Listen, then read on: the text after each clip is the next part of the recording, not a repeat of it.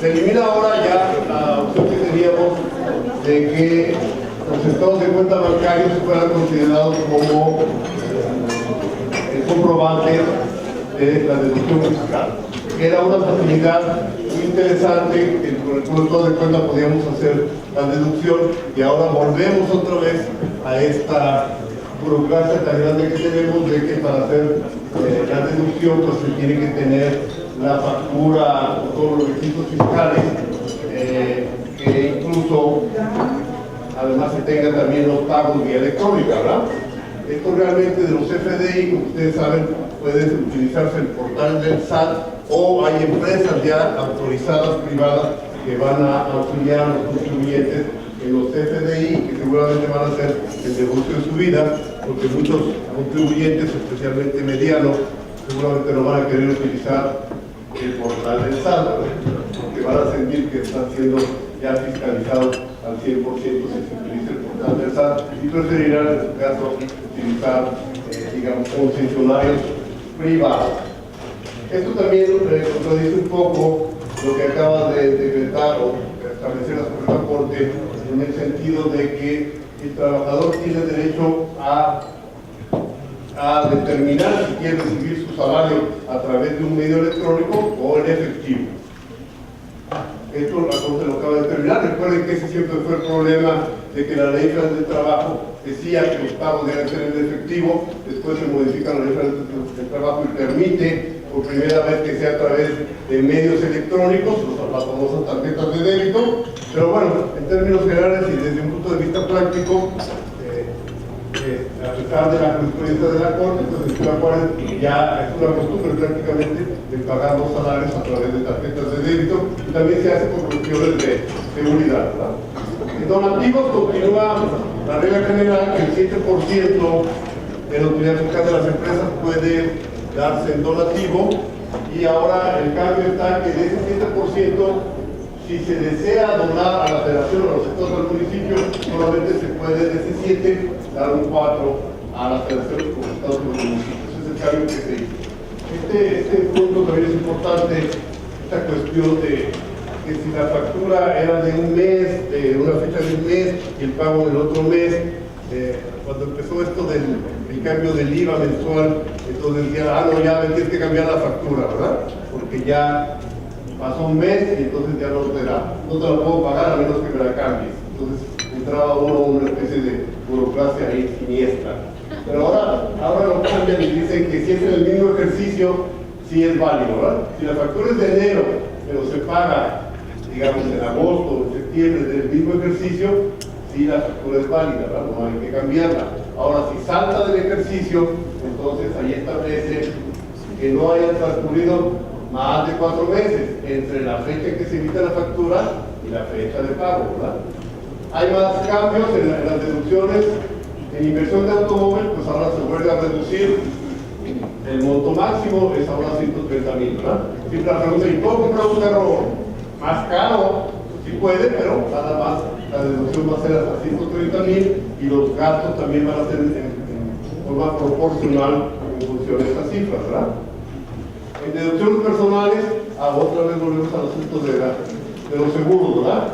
Vuelven a pegarle a las compañías de seguros porque ahora se reduce de manera drástica, de manera muy importante, lo que se puede deducir en deducciones personales, ¿verdad? Básicamente son los mismos conceptos. Bueno, aquí el primero es el siguiente, que los pagos de honorarios médicos tienen que pagarse ahora a través del sistema financiero, y este es un choque enorme. Esto de los intereses que deriven de los créditos otorgados por casa habitación se redujo, ¿verdad? Ahora hasta 750,000 UDIs es cuando es deducible los intereses. Estos normalmente los intereses que excedan la inflación. Y acá está la otra disminución, ¿verdad? Vamos a poder deducir estos gastos personales o el 10% de nuestro ingreso anual, o hasta 4 veces el salario mínimo, que es alrededor de 90,000 pesos, 90,000 pesos, lo que resulte menor. También las maquiladoras de albergue, las famosas shelter, ¿verdad? También están siendo de alguna manera impactadas en este momento. Se les acusa a las sheltereras, eso es lo que dice el expositor ejecutivo, de que habían abusado del programa, ¿verdad? De que realmente estaban haciendo ventas directamente en México, pero exportaban los insumos, y entonces ahora se establece esta regulación, ¿verdad? La regulación dice que el residente del extranjero que empieza en México a trabajar a través del programa Shelter, un programa de albergue, básicamente nada más van a tener la posibilidad de permanecer en este régimen durante 4 años. A los 4 años esa empresa va a tener que decidir si abandona el país o ya se independiza y se convierte en su propio programa INEX, ¿verdad? Ese es un cambio que se ha hecho para las prestadoras de albergue con las famosas empresas Shelter. Se establece ya por primera vez esta obligación, ¿verdad?, de pagar un 10% en la enajenación de acciones en bolsa. Esta enajenación, este 10%, se conoce como un impuesto cedular. ¿Qué significa esto? Que solamente voy a poder restar de este pago las pérdidas fiscales que tenga a su vez en bolsa de valores, ¿verdad? Es un impuesto que no se conoce cedular porque se aísla de lo que es el resto de la ley de impuesto sobre la renta, y ahora nada más puedo enfrentar a esas ganancias las pérdidas fiscales que yo pueda demostrar que tuve en la ganancia de bolsa. Este impuesto, este 10% de la ganancia en bolsa, va a ser considerado como impuesto definitivo. La persona obviamente que va a retener el impuesto pues va a ser el broker, que normalmente son las casas de bolsa, ¿verdad? Y hay una disposición transitoria en este impuesto cedular que permite, en lugar de calcular el costo promedio de adquisición, calcularlo en base a un promedio de los 22 últimas fechas en que cotizó dicha acción, ¿verdad? Es una opción que da la ley, la nueva ley. Elimina la deducción inmediata. Ustedes saben que esta deducción permitía, en compra de activos, tener una deducción mucho más importante que la deducción lineal, y se exceptuaba hasta el día de hoy de que las inversiones que tuvieran este beneficio estuvieran localizadas en el DF, Guadalajara y Monterrey y la zona conurbada de estas ciudades. Esto significaba que teóricamente era más atractivo invertir inversiones muy fuertes fuera de esas zonas, ¿verdad? En el momento en que quitan ya este beneficio, pues entonces ya no hay gran incentivo en invertir fuera de la ciudad de DF, Guadalajara y Monterrey, por la razón de que de todas maneras ya en ninguna parte del país van a tener la posibilidad de, digamos, aplicar la deducción inmediata, ¿verdad? En costo de lo vendido, ahora nos eliminan el método de evaluación de inventarios en webs, aunque falta una disposición transitoria para aquellos que habían optado por este método y tenían que mantenerlo por 5 años, ¿verdad? Aparentemente la razón sería que al eliminarlo también significa entonces que va a haber un aumento en la base para el pago de impuestos. Esto no está todavía muy claro, tenemos que analizar cuáles serían las consecuencias, ¿verdad? Pues estas situaciones se están presentando. Aquí la lámina pues establece un pequeño ejemplo, ¿verdad?, de lo que va a suceder a partir del 1 de enero, ¿verdad? Cómo es la afectación en la parte, qué parte estaría en este momento, por ejemplo, en un salario de 15,000, nada más se graban 12,000 y está exento 3,000, de acuerdo a esta lámina, pero el patrón deduce el total, ¿verdad?, los 15,400. Vamos ahora seguimos con deducciones. Se había hablado incluso también de que ya algunas empresas privadas que tienen sus propios fondos de pensión actualmente pueden deducir el 100% de lo que aporten a ese fondo de pensión, pero ahora ya el año que entra se va a limitar esa deducción al 53%, ¿verdad? Es decir, también es un problema serio porque quiere decir que hay muy poco incentivo para que una empresa decida darle planes de pensión,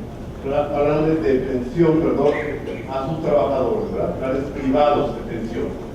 Ya no hay mucho incentivo, si no puedo decir el 100%. Debe haber aquí algunas empresas que todavía tienen esos planes privados, pero con esto pues va a haber poco incentivo para que las empresas continúen haciendo. Nos pregunta que si el transporte y la cafetería, ¿verdad?, entran en este rubro. de ser considerado como previsión social, ¿verdad? Esa es la pregunta. En términos generales no, ¿verdad? El transporte no se considera como previsión social. Se considera básicamente como una herramienta de trabajo, ¿verdad? Porque prácticamente si no hay transporte, pues cómo llega el trabajador a la planta. Entonces este no entraría, ni la cafetería tampoco considero que entraría. En términos generales, la cafetería ahora ya tiene tiempo que se paga una cantidad, ¿verdad? Una cantidad mínima, de acuerdo a las reglas de la ley del Seguro Social, para que no sea integrada para el pago de cuota obrero patronal, ¿verdad? Esta es una reforma de renta, recordemos, ¿verdad? También hay en el digamos, está formada en la línea en las cámaras de diputados y senadores las otras reformas a la ley del Seguro Social, la de homologación de las bases que ya fue aprobada por la Cámara de Diputados y que estaba esperando para entrar a senadores, que yo personalmente pienso que no la metieron, dado el enojo generalizado de la reforma fiscal que hay en este momento. Creo que creo que no es el momento, ¿verdad?, de ahora aumentarle a las empresas también el pago de cuotas patronales, ¿verdad? Como que políticamente no es el momento y no se menciona en este momento que la Cámara de Senadores esté hablando de este tema. Pero la reforma del Seguro Social, del aumento de cuotas del Seguro Social, aparentemente esa la tendrán que poner porque era la manera como iban a financiar los famosos seguros de desempleo y el otro no menos famoso, la pensión universal, ¿verdad? La manera de fondear era precisamente con el aumento del pago de las cuotas patronales. Entonces ahí algo va a pasar, porque sí pasó ya el seguro de desempleo, pasa ya la pensión universal, pero ahora la pregunta es, ¿y de dónde se va a sacar los recursos para implementarla, verdad?